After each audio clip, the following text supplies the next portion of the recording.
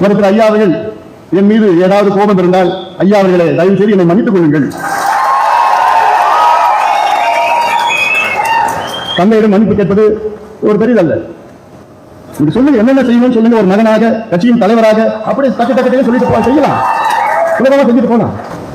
ஐயா அவர்களே வருத்தப்படாதீங்க, கவலைப்படாதீங்க, கோவப்படாதீங்க. ஏன்னா இது நீங்க உருவாக்குற கட்சி. இது பாட்டாளிகள் அனைவருக்கும் வணக்கம். இப்போ நீங்கள் பார்த்த காணொலி இன்றைய தினம் திருவள்ளூர் மாவட்ட பொதுக்குழு கூட்டத்தில் அண்ணன் அன்புமணி அவர்கள் பேசிய காணொலி தான். சமூக நீதி காவலரும் தன்னுடைய தந்தையுமான மருத்துவர் ஐயா அவர்கள் தன் மீது எத்தனையோ குற்றச்சாட்டுகளை முன் வச்சிருந்தாலும் கூட அதையெல்லாம் மனசில் வச்சுக்காம அண்ணன் அன்புமணி அவர்கள் மருத்துவர் ஐயாவிடம் மனதார மன்னிப்பு கேட்டது மட்டும் இல்லாமல், ஐயா அவர்களே ஆணையிடுங்க, ஒரு மகனாக பாமக தலைவராக நீங்களிடம் ஆணையை நிறைவேற்றுறேன்னு உருக்கமாக பேசியும் இருக்காரு. இங்கே பாட்டாளிகளை மிகப்பெரிய குழப்பத்துக்கு உள்ளாக்குற விதமாக ஒரு பக்கம் சமூக நீதி காவலர் மருத்துவர் ஐயா அவர்கள் மாவட்ட செயலாளர்கள் மற்றும் மாவட்ட தலைவர்கள் கூட்டத்தை தைலாபுர தோட்டத்தில் கூட்டியும், இன்னொரு பக்கம் திருவள்ளூர் மற்றும் செங்கல்பட்டு மாவட்டத்தில் அண்ணன் அன்புமணி அவர்கள் இன்றைய தினம் பொதுக்குழு கூட்டத்தை நடத்தினதை பாட்டாளிகள் எல்லாருமே பார்த்துருப்பீங்கன்னு நினைக்கிறேன். இங்கே பாட்டாளிகள் ஒரு விஷயத்தை தெளிவாக புரிஞ்சுக்கணும். பாட்டாளி மக்கள் கட்சியில் நடக்கிறது ஒன்றும் கோஷ்டி சண்டையோ அதிகார மோதலெல்லாம் ஒன்றும் கிடையாது. உண்மையை சொல்லப்போனால் பாமகவில் நடக்கிறது ஒரு ஆரோக்கியமான சண்டையாக தான் நான் சொல்லுவேன். உதாரணத்துக்கு எடுத்துக்கிட்டிங்கன்னா, அதிமுகவில் நடந்த அதிகார மோதலால் ஓ பன்னீர்செல்வமும் அவருடைய ஆதரவாளர்களும் கட்சியிலிருந்து நிரந்தரமாக நீக்கப்பட்டாங்க. மேலும் திமுகவில் நடந்த அதிகார மோதலால் மு.க. அழகிரியும் அவருடைய ஆதரவாளர்களும் கட்சியிலிருந்து நிரந்தரமாக நீக்கப்பட்டாங்க. இந்த திமுக அதிமுக அதிகார மோதலின் பிரதான நோக்கம் என்னன்னு கேட்டுக்கிட்டிங்கன்னா, கட்சியின் மொத்த அதிகாரத்தையும் கைப்பற்றி முழுமையாக தங்களது கட்டுப்பாட்டிற்குள்ள கட்சியை கொண்டு வந்து எதிர்த்தரப்பை முற்றிலுமாக கட்சியிலிருந்து நீக்குவது தான் பிரதான நோக்கமாக இருந்துச்சு.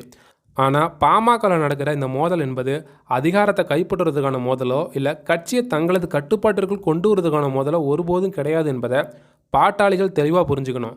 மாறாக பாட்டாளி மக்கள் கட்சியை அதிகார மையத்தை நோக்கி நகர்த்துவதற்கும் கட்சியில் உறுப்பினர் சேர்க்கையில் மிகப்பெரிய வளர்ச்சியை ஏற்படுத்தி பாமகவை தமிழகத்திலேயே மிகப்பெரிய கட்சியாக கொண்டு வருவதற்காக தான் இந்த மோதலே நடந்துட்டு வருது.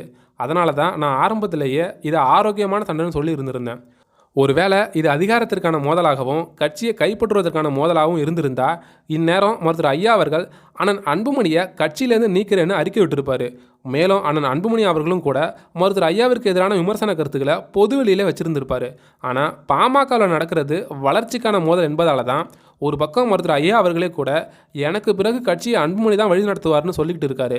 இன்னொரு பக்கம் அண்ணன் அன்புமணி அவர்களும் கூட பாமகவில் இந்த கோஷ்டி அந்த கோஷ்டின்னு எந்த கோஷ்டியும் கிடையாது, நாம் எல்லோருமே ஐயா கோஷ்டினான்னு சொன்னது மட்டும் இல்லாமல் ஐயா தான் நம்மளுடைய ஒரே குலதெய்வம், கூட்டணி குறித்த முடிவுகளை மருத்துவர் ஐயா தான் எடுப்பார்னு தொடர்ச்சியாக சொல்லிட்டு வரதை நம்மளால் பார்க்க முடியுது. உண்மையை சொல்லப்போனால் பாட்டாளி மக்கள் கட்சியில் தற்போது நடக்கக்கூடிய நிகழ்வுகள் அனைத்தும் பாமக நிர்வாகிகளை ரெட்டை என்ஜின் கொண்ட இயந்திரத்தை போல மிக வேகமாக செயல்பட வச்சிருக்கு தான் சொல்லுவேன். எப்படின்னு கேட்டுக்கிட்டிங்கன்னா, இன்றைய தினம் தைலாபுர தோட்டத்தில் மருத்துவர் ஐயா தலைமையில் நடக்கக்கூடிய பாமக மற்றும் வன்னியர் சங்க நிர்வாகிகள் கூட்டத்திற்கான முக்கிய நோக்கமே வன்னியர் சங்க இடஒதுக்கீடு போராட்டத்தை தேதியை முடிவு செய்யதான்னு நமக்கு தகவல்கள் தொடர்ச்சியாக கிடைச்சிட்டு வருது. மேலும் வரலாறு காணாத வன்னியர் இடஒதுக்கீட்டுக்கான போராட்ட தேதியை சமூக நீதி காவலர் மருத்துவர் ஐயா அவர்கள் மிக விரைவில் வெளியிட வாய்ப்பு இருப்பதாகவும் சொல்லப்படுது. இது மட்டும் இல்லாமல் மருத்துவர் ஐயாவிற்கு நெருக்கமான சில மூத்த நிர்வாகிகள் கொடுத்த தகவலின்படி இந்த இடஒதுக்கீடு போராட்டம் வரும் டிசம்பர் மாதம் முதல் வாரத்தில் தொடங்கப்படுவதற்கான வாய்ப்பு மிக அதிகமாக இருக்குன்னு தான் சொல்லப்படுது. இந்த போராட்டம் குறித்த அறிவிப்பு வெளிவந்துச்சுன்னா இது வன்னியர்கள் மத்தியில், குறிப்பாக பாட்டாளிகளின் மத்தியில் மிகப்பெரிய எழுச்சியை உருவாக்கக்கூடும் என்பதில் மாற்று கருத்தே இல்லைன்னு தான் சொல்லுவேன். மேலும் இன்னொரு பக்கம் பாமக பொதுக்குழு கூட்டத்தை ஒவ்வொரு மாவட்ட வாரியாக நடத்தி கொண்டு வரக்கூடிய அண்ணன் அன்புமணி அவர்கள் வரும் ஜூலை 25ஆம் தேதி, அதாவது சமூக நீதி காவலர் மருத்துவர் ஐயாவின் பிறந்த நாள் அன்று ஒரு மாபெரும் நடைபயணத்தை 100 நாட்கள் ஒவ்வொரு சட்டமன்ற தொகுதி வாரியாக துவங்க இருப்பதற்கான அறிவிப்பு வெளிவந்த உடனேயே அது மிகப்பெரிய அளவிலான எழுச்சியை பாட்டாளி மக்கள் மத்தியில் ஏற்படுத்தினது மட்டும் இல்லாமல் இதனால் வரைக்கும் அமைதியான முறையில் அரசியல் செய்து வந்த ஏராளமான நிர்வாகிகள் அதிரடியாக அண்ணன் அன்புமணி தலைமையில் இயங்க வச்சிருப்பதை கண்கூடாக பார்க்க முடியுதான் சொல்லுவேன். இது மட்டும் இல்லாமல் இன்றைய தினம் மருத்துவர் ஐயா அவர்களே தைலாபுர தோட்டத்தில் நேரடியாக பார்த்த அண்ணன் வைத்திய அவர்களும் திருக்கச்சூர் ஆறுமுகம் அவர்களும் மருத்துவர் ஐயாவிடம் 30 நிமிடங்களுக்கு மேலாக பாமக உட்கட்சி விவகாரம் குறித்து பேசியிருப்பதாகவும் சொல்லப்படுது.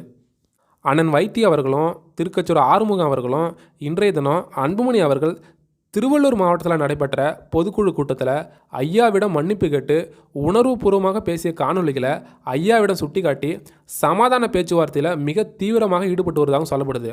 இந்த இடத்துல பாட்டாளிகளிடம் நான் மீண்டும் மீண்டும் சொல்கிற ஒரே வார்த்தை என்னன்னு கேட்டுக்கிட்டிங்கன்னா, அண்ணனுக்கும் ஐயாவிற்கும் இடையில் இருக்கக்கூடிய இந்த மோதல் போக்கு என்பது தற்காலிகமானது தான். அது நாளையே கூட சரியாகலாம்.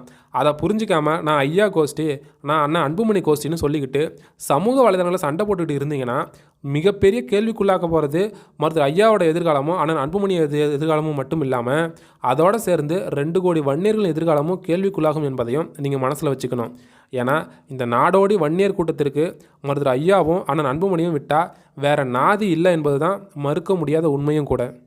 இது மட்டும் இல்லாமல் மருத்துவர் ஐயாவிற்கும் அண்ணன் அன்புமணிக்கும் எதிராக செயல்பட்டுக்கிட்டு கட்சியை விட்டு வெளியேறி சங்கம் ஆரம்பிக்க போகிறேன், புது கட்சி ஆரம்பிக்க போகிறேன், திமுக அதிமுகவில் சேர்ந்து எம்எல்ஏ அமைச்சராக போகிறேன்னு போனவனெல்லாம் இன்றைக்கி ஒன்றிய கவுன்சிலர் இல்லை, ஊராட்சி தலைவர் கூட ஆக முடியாமல் அரசியலில் அனாதையாக மாறி தெருவாக பிச்சை எடுத்துகிட்டு இருக்கானுங்க. இதுக்கு மிகச்சிறந்த உதாரணம் யாருன்னு கேட்டுக்கிட்டிங்கன்னா இந்த CN ராமமூர்த்தி பாயை தான்.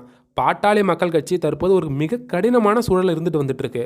இந்த சமயத்தில் பாட்டாளிகள் அனைவரும் பாமகவை ஒருங்கிணைக்கிற வேலையில் முழு கவனத்தை செலுத்தணுமே தவிர அதை விட்டுக்கிட்டு கோஷ்டி அரசியல் பண்ண போகிறேன்னு பதிவுகள் போட்டுக்கிட்டு இருந்தீங்கன்னா, நான் முன்னாடி சொன்னது போல் கேள்விக்குள்ளாக்க போகிறது நம்மளோட வாழ்க்கை தான் என்பதை நினைவில் வச்சுக்கிட்டு செயல்பட வேண்டும் என்பதை ஒரு கோரிக்கையாக வச்சுக்கிறேன்.